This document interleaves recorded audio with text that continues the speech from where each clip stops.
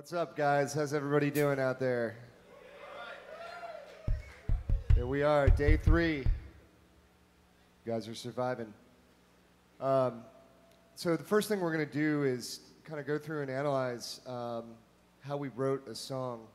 You guys have any preference if we picked, the two we were talking about were Plunger or Mantis? Maybe we could try a little of both. Sure, show of hands. Here we go. Plunger, hands up. Oh, that looks like Plunger. Okay, hands down. Mantis, hands up. I think Plunger wins. This is Chris's second favorite song to, I don't know, Room to Breathe right now, man. Room to Breathe, you want to play every show. Chris's classic favorite for sure. You can guarantee whenever you ask Chris what song he wants to play, Plunger is going to be one of them.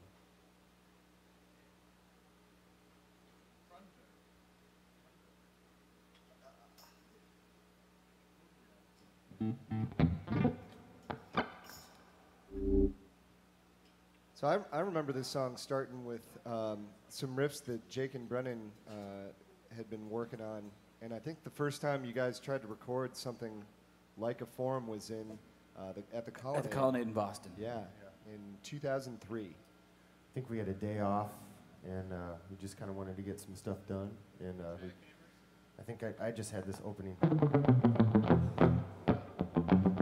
And then I suggested, he had it as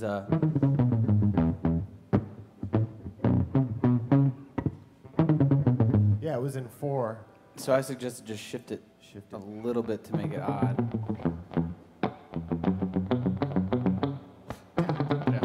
So it was like a little pre-anticipation, changed the riff up a little bit, made it a little bit, instead of it sounding like it's in 4, it is in 4, but the riff kind of overlaps and it kind of mimics like an odd meter. Yeah, the first time it starts running the downbeat, and the second time it's on the pickup, right?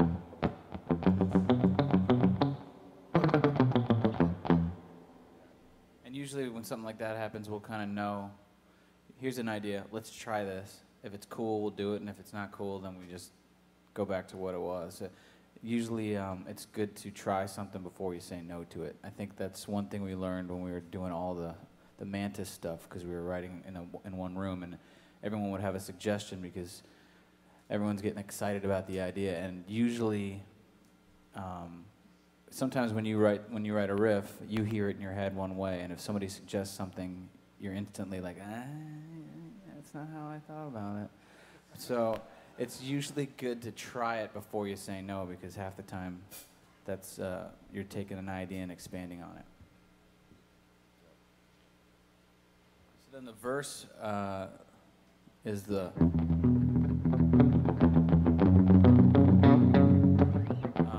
and then the lyrics are just about, basically, this is right when our first drummer quit the band. So the lyrics are gravely now we stare at indecision, which is basically like, well, what the hell are we doing? So that's kind of what the subject matter starts into right there. The title's a little less serious, though, right? Yes.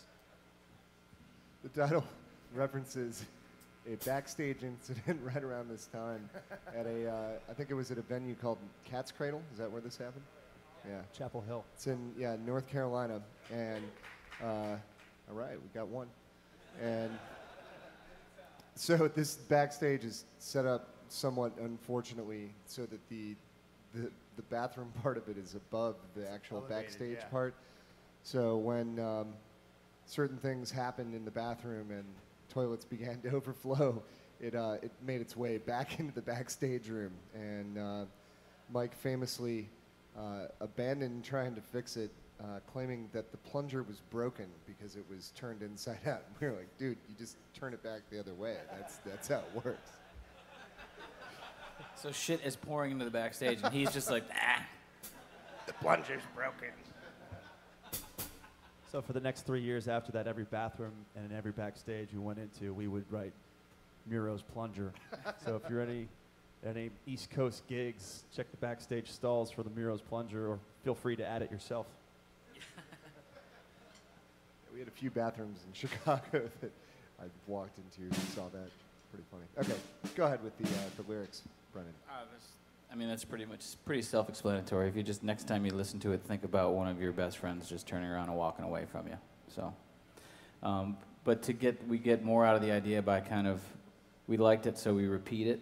But in order to repeat it, we go back to the top, right? Because we like that riff a lot. So sometimes you want to get the most out of an idea, and if you can get around to repeating it, instead of just playing it all the way, if you get something in the middle and then you can come back to it, you get a little more mileage out of it. So that's the whole first half up to, right? Yeah. One thing I think with I remember we didn't have the lyrics. You put those in later, and I remember going into the studio and actually hearing them after you did it, and I don't know, it was great, and one of your rare first ideas that was really good. Yeah, so we recorded it as, and they had faith that I would put something down Plunger worthy, worthy of the subject. That was good. So in that second part of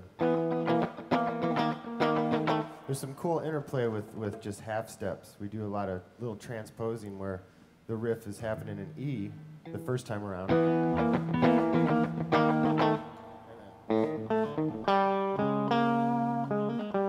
And then the second time around it goes to E flat, so it just kind of like mirrors the riff, but just a half step down. So it kind of gives that false perception of it might be a different part. Oh, it's just half step down, you know. So another way of getting mileage out of a part, playing it the same way, just transposing it down, kind of creates a different vibe.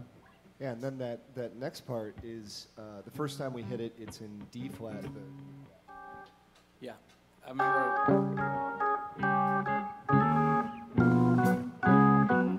I remember getting to this part, and Jake was like, "You should put some vocals there," and I remember thinking, "This is gonna be weird to sing over, so I'm gonna simplify it and go."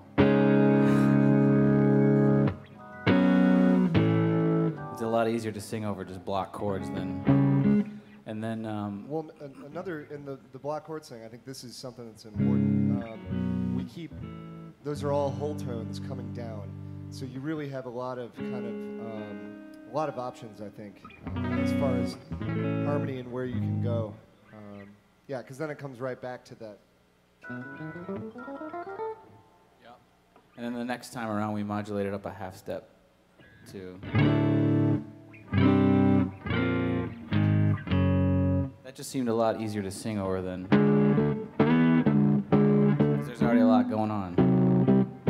So there's nothing going on, so it's easier to stack stuff on top of. Yeah. And doing something like that, you know, the descending whole step, whole tone scale kind of gets you out of any sort of normal key. So you have a lot of chords that follow each other that are kind of surprising, which is nice to hear as opposed to something that is a little more predictable. And I believe we modulated it up to D because Jake had that part, and we knew we wanted to get there, and that starts in D. So we figured, well, if we just do the whole verse the second time around in D, it'll end. So it's kind of like each part kind of ends to set up the next part. And originally they might not have been in that key, but you shift it a half step and then it works. Yeah, and that little King Crimson section was kind of intentionally to sound like some of the Robert Fripp.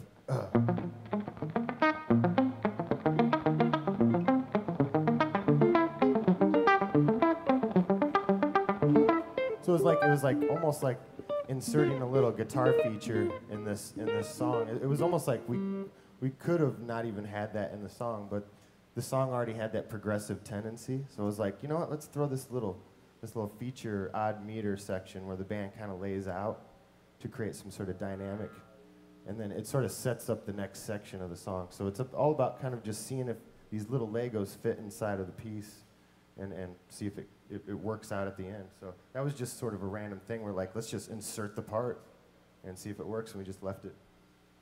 Yeah, it's all about setting it up. If you have, 8 different cool riffs that you really like, if you can just find a little connection to make them work, even if it only makes sense to you, then everyone else will have to digest it because you said it. So, So what's the next part? It goes. Oh.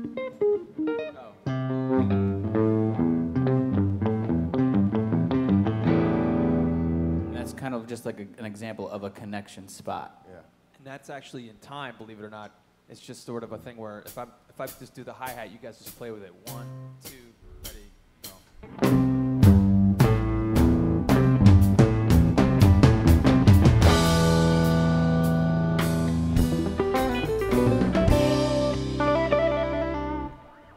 So basically, it's kind of like playing with time, but it's not. It's like just implied over 4/4. Everything's always usually. That's what I always try to do when I just started with the group the first year, was try to imply everything in 4/4, because that's kind of the universal language of everyone doing progressive meter. You can actually still do the meter, but still the drummer's job is to sort of keep doing the meter, but also imply that over something that everyone can relate to, which is 4/4. You know. Matt Sorum. Yeah. Matt And, Sorum. and with those two parts next to each other, it's almost like multiple personalities. You got this Crimson riff, and then it backs right up to that, which is very Zappa-like, almost. So it's almost like it takes on this multiple personality of parts, and the little characteristics make it such. You know, that's obviously a Crimson-ish part. That's obviously a little bit of Zappa. So it kind of, it's all about all across the board trying to make something cool, but it sort of reminds you of something else, you know. So this next part, Jake had that part. Like a little classic, so then we went from Crimson to Zappa to like a Baroque classical kind of thing, you know, like a classical guitar. It's almost, I think I did play that on my nylon string in the studio, which was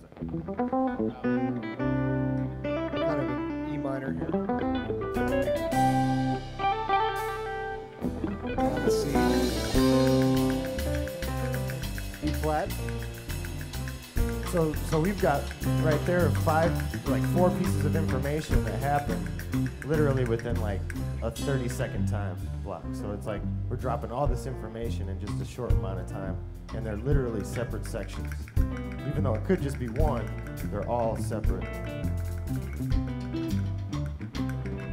And then at this point we have this riff, and it seems like there could be, because there's enough space, there's room for vocals on it. So I don't know if initially Jake came up with it thinking that there'd be vocals, but we played it long and I was like, if you give me a day or two, I'll come up with something worth trying.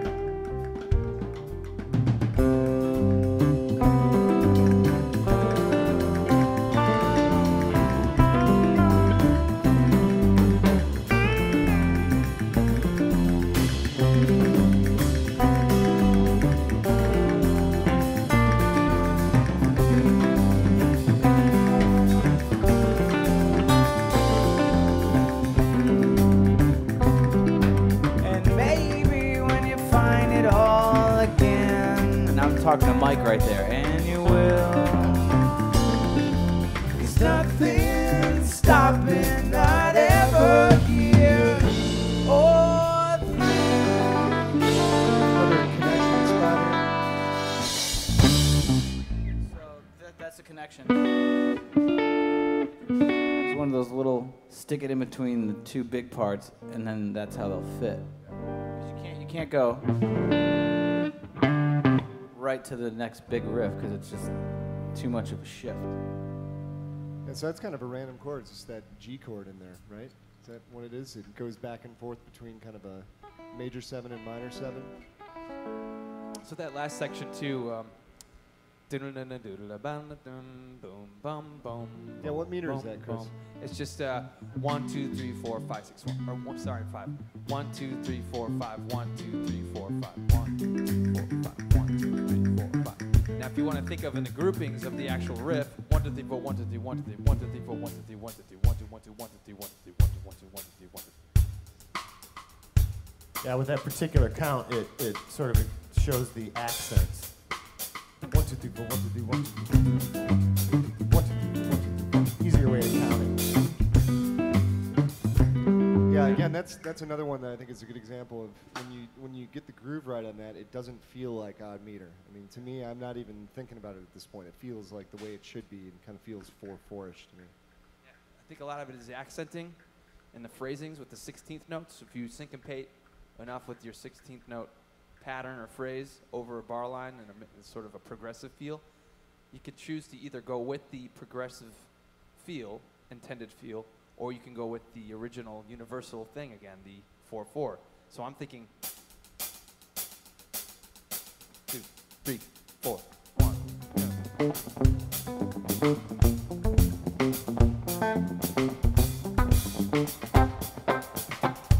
And there's actually a good reference to this, which Miro is also a fan of. That's a good example of there's a recording that was inspired by in the 90s, just you should know about, just to hear that some of that stuff. Vinny Colaiuta playing, was a great drummer. He was with Sting at the time in the 90s, and this is an album called 10 Summer's Tales, and he plays this song called 7 Days, and the pattern is exactly that.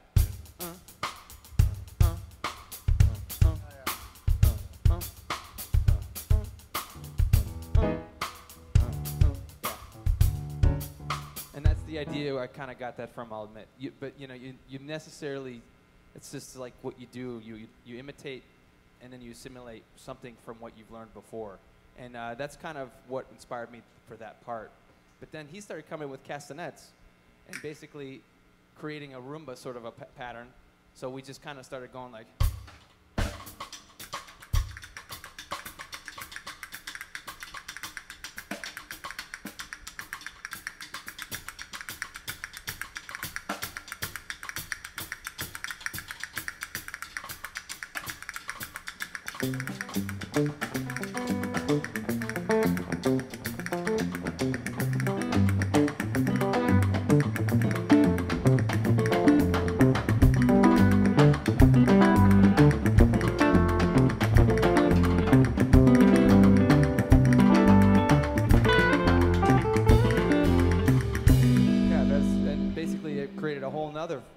A whole nother nature to it. So then I decided just to go on the ride cymbal as well. So it's kind of make it more of a jazzier rumba.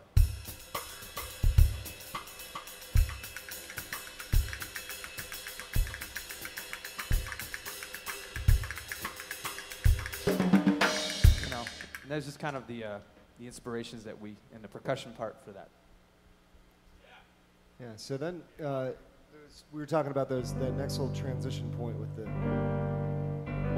G major stuff, and I think that works. That chord's a nice chord because it's related to the E minor where this is coming from and the C, and then the next thing coming up is which is basically an F major chord, but Jake had the A in the bass, so it's kind of this cool effect of the third in the bass.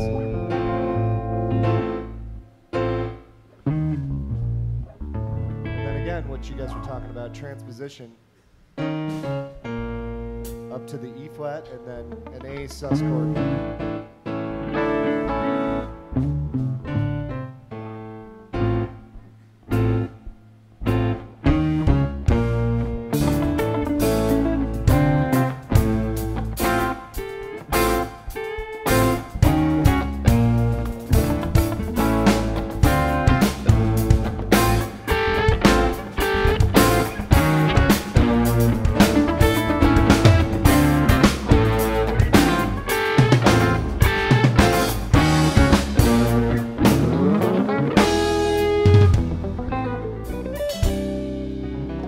Another one of those little inserted things.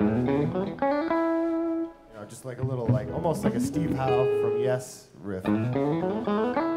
It's like you hear him do that all day long. So just to it was only a bar long, but that has everything to do with getting to that next section. And sometimes that's all it takes is just like a little band lick, and you just insert a little band lick in between sections. Yeah. And then, so we hit that last chord's an E major, and then right back to E minor.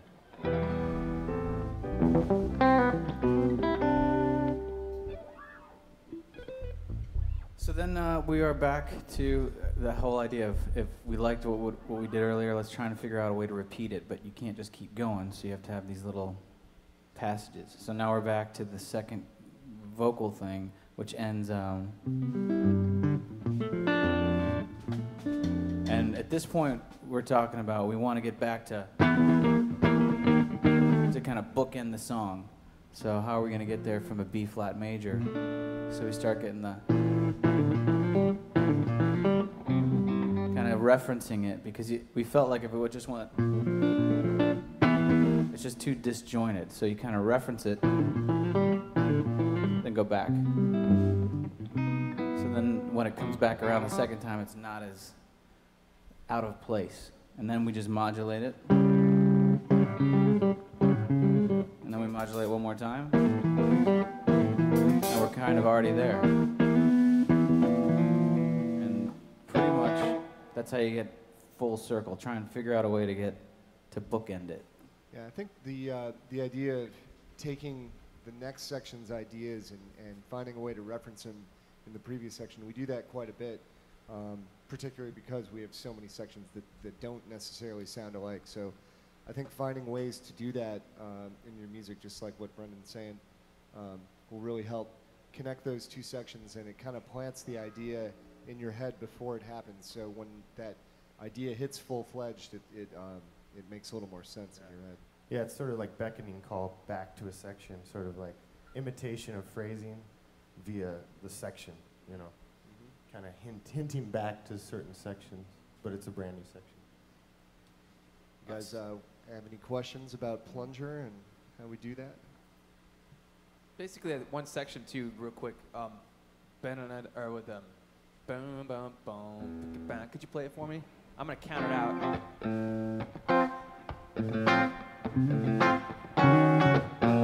So this is the counting of it. 1, 2. Okay, sorry. 1, 2, ready. 1, 2, 3, 4. 1, 2, 3, 4. 1, 2, 3, 4, 5, 6. 1, 2, 3, 4. 1, 2, 3, 4. 1, 2, 3, 4, 5, 6. Yeah, basically the idea is just, it's still 4/4 felt, but there's a couple bars, there's a bar of 6 in there. Sometimes, you know, if it's really a question of what's the flow, even though it sounds eclectic to somebody's ears when you first hear it, and that's the thing about our music, is sometimes it's hard to digest at first, but it's a beautiful thing because I think, you know, it challenges the listener and realizes that there's other methods of playing a flow a certain way, you know, and adding bar lines doesn't necessarily distinguish it being math rock or whatever. It's just what it is, or mathematical in nature. And mathematical is not a bad thing either. It's basically how it's felt. And the flow of this piece, I think, flows rather well with despite the progressive meters. You know, so it's just one of those things. I can think, for some reason this just popped into my head of an example of another song that we kind of wrote together by sticking things. If you guys are in bands and you're just sitting around practicing, trying to figure out things, if you have like a section or a piece that you really like, it's only incomplete, YMCA, Chris. And if you have like a 90-second snippet, like a song like White Man's Moccasins, I remember coming to practice being like, having that up to the vocal part, which ends on a G chord. It's about 2 minutes of music, but it wasn't a song. And Joel's like, I got something that starts in G. And we just stuck it right next to each other. It just lines up perfectly. And then at the end, it goes to this, I can't play it right now. The whole weird thing, so Joel's like, okay, at this point, I don't have an ending for that. And Jake's like, I got something that'll stick like that. So we just stuck and that literally, I remember that being written in like 10 minutes, 15 minutes. He had a part, I had a part, he had a part, we stuck it together, bam. So anytime you have just like little sections, hold on to them and let them stockpile. If you don't have a home for it now, you'll probably find a home for it somewhere. There's a song Conduit. Jake had from the 90s.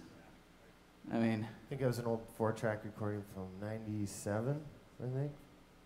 I'd just gotten out of a country band and was like not writing country music anymore. I was like, this sounds like Stone Temple Pilots.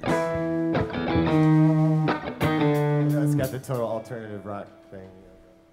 but that's an example of he had something that he had been sitting on for probably 14 years before he showed any of us. So anytime you come up with something, record it, write it down, whatever, and don't worry about it and just keep working on other things, because every 6 months when you go through your pile, you'll see that you totally forgot about, and maybe that's a section that you can stick to whatever you're working on that day. You got a question in the back?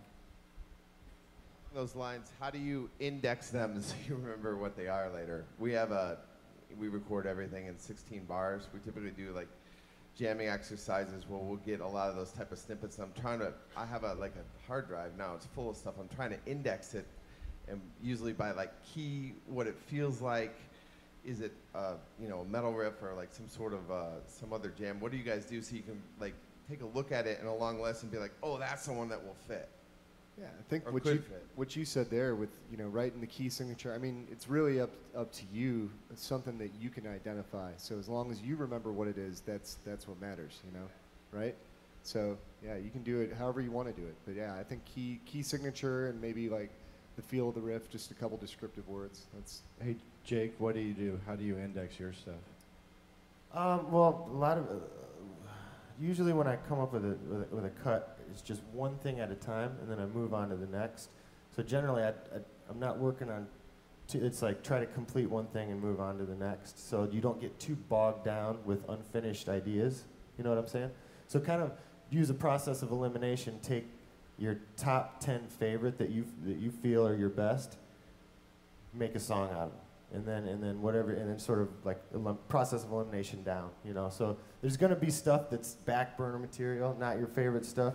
So just kind of separate the quality from basically a crap filter, almost, Yeah, because it's also good to get used to discarding things and just almost throwing it to the fire, just so you can get it out of your head and clear it out. Keep your good stuff in the strong pile. Get rid of the bad stuff. It's actually a good idea. Maybe we should do that. I had another quick thought here too. We have a lot of songs that we wrote back even in the '90s, and sometimes when things start, you have to play them live to really let them evolve, whether it's your particular part or it's the song itself. Because, like we just talking about the Plunger, it's a really cool riff, and we wanted to get the most out of it without being redundant. And I know the first time when we did Slacker, the original riff was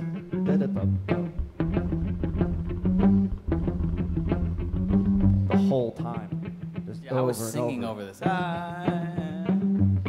So we performed it like that probably maybe 3 to 5 times, and I remember my roommate coming up to me. He's like, "Yeah, that da da da da da da da da da song." He's like, "Yeah, it's got to go." So we went back and we listened to it. We were like, okay, this is kind of getting a little redundant here. So we changed the form around of the verse, reworked the bass line, reworked the guitar part, and actually created more space to make it more listenable, so that it just didn't have that jarring riff in your head. And when you limited it, you really get to soak the juice out of just the one part. Yeah, and then the riff sounds better too. You kind of improve the strength of your parts by doing that. I mean, I think we, back when we first started playing, even a song like 2 by 2, it took us so long. I felt like we were very close to the point where we're like, man, we should just ditch this song. It's just not sounding good. And finally it started to come around and gel. But I think, that's an example again of one of those that has a lot of parts that took a long time. I mean, really, once Jake and Chris fleshed some things out, we kind of updated and maybe made a few sections a little heavier, and that, in my opinion, made the song a lot stronger. So sometimes you never know when you're going to have an idea to update a song either, and like Brendan was saying earlier, always try ideas, because you never know what's gonna stick. And generally, if something feels redundant, it will be to a listener. So that's one thing we always kind of take in consideration when we're coming up with something. If we're staying on a riff too long, and it's just like, man, this just feels like we should change it up. And generally, that's the sign where someone else will think the same thing if they're listening to it. To get back to your question about like stacking them and knowing them. It's really easy to do if you have an iPhone and a Mac. Whenever I'm practicing, if I come up on a riff that I think is worth keeping, I'll literally hit the record option for 15 seconds. And then whenever you import your phone or plug your phone in, it takes all your voice memos automatically. And all you have to go through is your voice memos and be like, so I'll be like cheesy one in D, drop D, Tuesday afternoon, and that way just so I can remember them. And it's pretty easy with the way technology is now. I used to do it with a handheld recorder, and it's just very difficult that way. But if you have the iPhone, it's actually a good writing tool.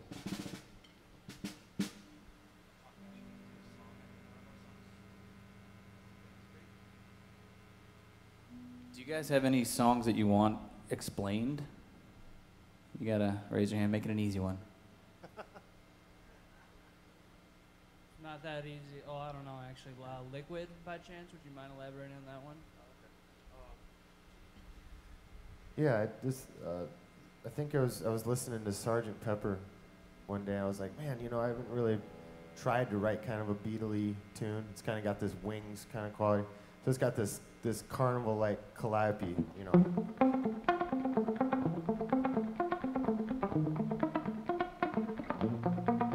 So it's kind of like carnival-y, like, Lucy in the Sky with Diamonds-ish or something, So it was very intended to have that sort of Beatle-y vibe to it, and the lyrics are just about growing old and looking backwards and trying to feel like a kid again, It's just like a reflective song that just sort of, I think I spent like a week kind of writing it, going back and revisiting the lyrics, and then all of a sudden the chorus came out of nowhere, and so it's all in sections. So it was a slow one because it's a little bit more formulated. I think it's not so progressive. It's very much like radio friendly, Beatle-y pop tune.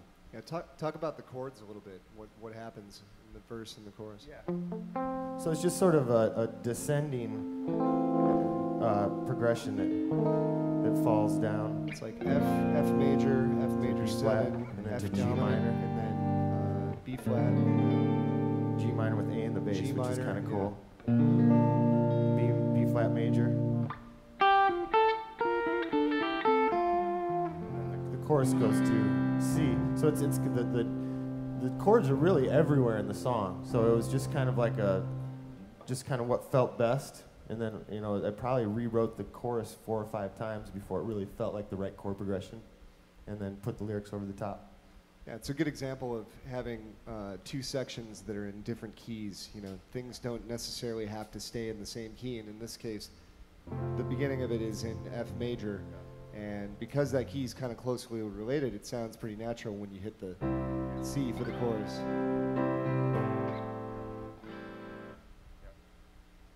Yeah.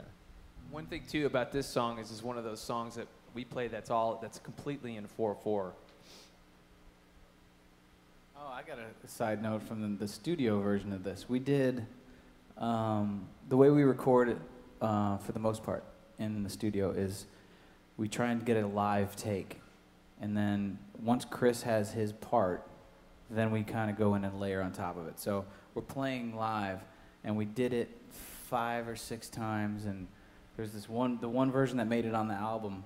Chris hit a single cymbal like too long. Do you remember that? Yeah. And he's like, he makes this face like, and we're all like, no, it's good. Yeah. So we ended up, after this like 6 or 7 versions, that one is the one that is on the album. You'll hear it just next time you listen to it. There's one splash that he's probably not happy I'm explaining about it.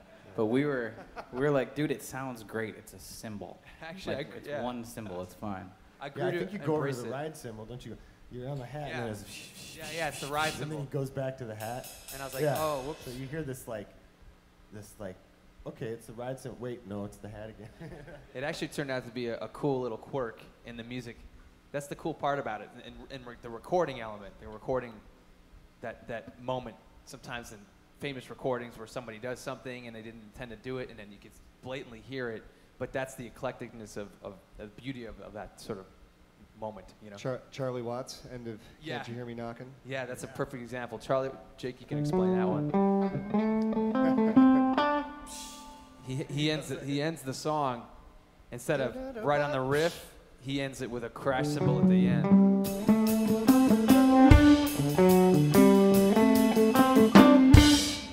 And he just hits a cymbal at the end, and they were just jamming at the time. You know, they were just jamming, man. Oh, the funnier story about that, you know, the big Mick Taylor guitar solo in the Can You Hear Me Knockin'?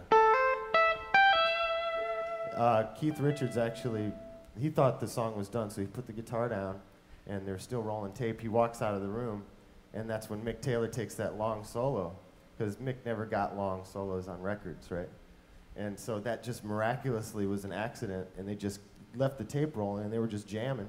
I don't even think they knew that the tape was still running, because that was like the first take. The sax player didn't know either. Yeah, so that was kind of a cool, quirky moment in recording history that no one really knew they were being recorded, but then it ended up on the record. It's funny to go back to Liquid, the thing when the first like 10 times we played it live, every time we came to that part, I would turn around and look at Chris and just start laughing. And he'd just be like, Do you play it live like that, Chris? Yeah, I started doing it intentionally because I knew in the recording it was there, and I kind of dug it. You know, it was like, it just sounded weird because it comes out of nowhere. It's kind of trippy like that, you know, kind of like a Ringo-ism, a Ringo thing. Play what you did in the studio, like how you do the rims sort of thing, which just kind of created this calliope kind of carnival-y sound, even on the drums. So everyone's kind of emulating that lighthearted sort of.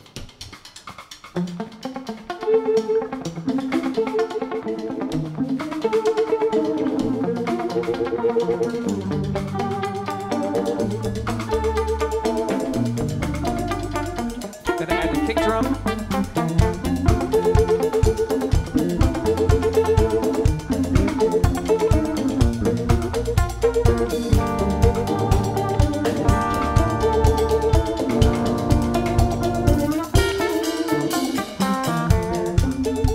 Yeah, so just idea is just, you know, create a flow with the 16th note pattern that was going on in the guitar part. Kind of getting away from just the typical stalk grooves, you know. Yeah, that too. That was it too. Yeah, I was thinking kind of like along the lines of which I get this, and especially from Jake and our songwriting, and there's an influence from people like Todd Rundgren, and XTC was a great band from England, and Andy Partridge is a fantastic songwriter who kind of was inspired by the likes of Todd Rundgren. So it's just sort of like that quirky, kind of like a contemporary Beatles, if you will. This just popped into my head. I was thinking too. A lot of times, and the four of us do this a lot. And I strongly recommend it. Is try, even if you're a guitar player or bass player, is writing riffs or songs on the piano, because you approach everything linear, and then or if you don't have the time to get to your guitar or your bass, you can come up with different things. And like we do a song called Number 5, and I remember just messing around, making up a bunch of riffs on a keyboard for a while, and then we brought it over, like the whole ending of the.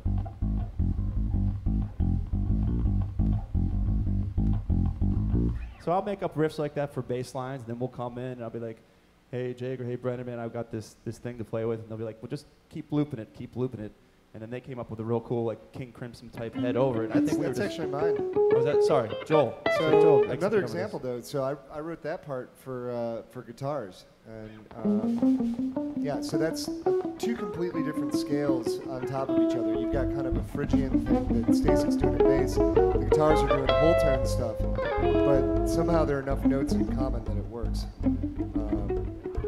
Which, yeah. I mean, it's always cool to play the wrong notes sometimes. It creates something fresh, because everything in key has already been written. There's nothing out there that sounds like that section. You know, that's one of those spots that ended up being pretty original. Like scalular risk-taking, kind of.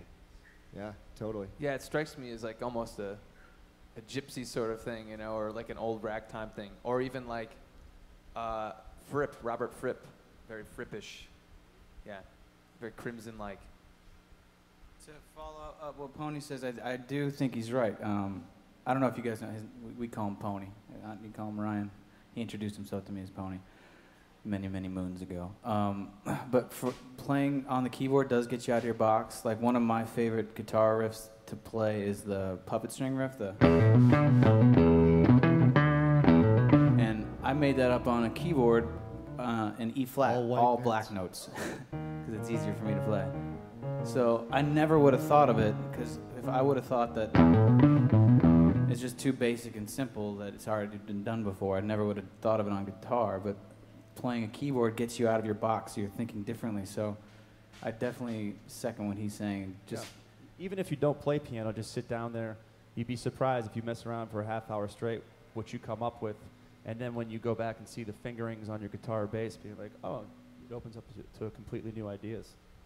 Yeah, even the, kind of the other way around, Brendan wrote Second Self, the top of that you recorded that originally on guitars, right?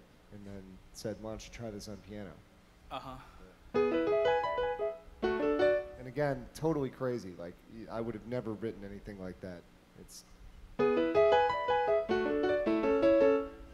yeah. And so basically just stuff in harmony, but not the most conventional way to do it. So it definitely got out of the box of how I would have tried to do that.